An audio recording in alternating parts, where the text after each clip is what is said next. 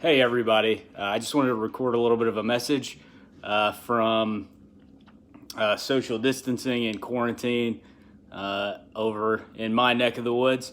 This is actually take two because I went long the first time, believe it or not. So I'm going to try to go a little bit quicker here. If Rawlings jumps in, she just wanted to say hello. Now, KHSAA announced the dead period right before we got sent home. I don't know exactly what that entails. I don't know if that means that I'm even allowed to send out this message to you guys. But the way I see it, they've got bigger fish to fry right now. And what are they going to do? Suspend me? I just think it's probably good to talk to you guys and to send you a little something from me. So a couple of hours ago, KHSAA announced they changed their original announcement, which was that the season was suspended until April 12th, and they are now saying that it is suspended indefinitely. I certainly don't interpret that as good news for us. I think we probably all knew that April 12th was a little bit optimistic, but suspending indefinitely sounds to me like they probably don't have very high hopes that we're going to be able to continue and finish the year. So we can still hope for the best, but I certainly think that we should probably be preparing for the worst at this point. If this is the end for the 2020 season, I can't tell you guys how disappointed I am that you didn't get the chance or haven't gotten the chance to get out there on the field and show what you were capable of and to compete together as varsity, JV, and freshman teams. It's just a heartbreaker. Being on the field with you all is the best part of my day, every day. I look forward to it, especially when the days are rough. I've really been missing being out there and seeing you guys every day. It's been really hard for me to not be getting geared up and not be sitting in Fort Walton Beach on our spring break trip right now and just getting to hang out with you guys. Now, if this is it and we aren't going to be playing together for this season, I do want to take some time and just shout out our outstanding seniors, the 9 guys who were probably getting the shortest end of the stick, so to speak. First guy, Logan. I've always been most impressed with your incredible humility and the way that you were able to remain humble despite all the press clippings and all the positive things that people are always saying. You never have let it get to your head, and that will serve you well as you continue on. Jerry, that's Nick Boyle for those of you who are watching that don't know.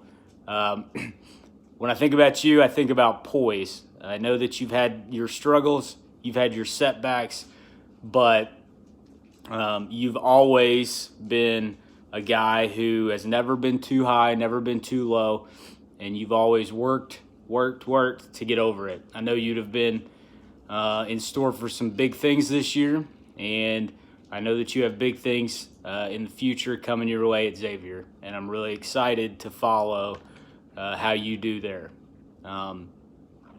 Henry, I'm just proud of you being in the program and how resilient you've been. I know you faced some setbacks last year, and to be on the team this year, and there she is. I know you faced some setbacks this year, but I'm so proud of you and how far you've come. It's been so impressive to watch all fall, all winter, and you really deserve everything that you got. Hagee, Mr. Team, selfless.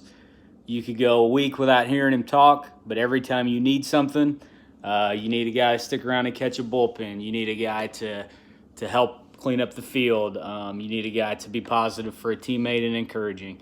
What do you expect? That's the way that the Hagies have all been. I'll be sad if this is it, that you're the last Hagie coming through the program. Hunter Hyden, when I think about you, I think about how you just have a servant's heart. I know we do a lot of community work and volunteer stuff and donation drives in the program, but parents, families, you would be surprised of all the guys. Hunter's always the first to volunteer, the first to offer up an idea to help people out, and I just love that about him. And that will absolutely serve you well outside the baseball realm as you continue to grow. Jekyll, if my heart hurts for anybody, it probably hurts for you the most right now. I watched from the time you got hurt last year and the way that you just attacked every single day despite so many setbacks. And I know personally I couldn't have been more excited to watch you this year. But you're an outstanding person. You're strong. And I know that you're going to do great things. Pittsburgher, most likely to brighten your day. Parents, family members who are watching this, I won't lie, Pittsburgher is always the first guy that I go find every single day because just how enthusiastic he is about life and about attacking every single day with a positive attitude. I love that about you, Kyle. Never change, never get cynical, because that's just not the kind of guy you are. I'm just so excited to see where you go with that kind of attitude.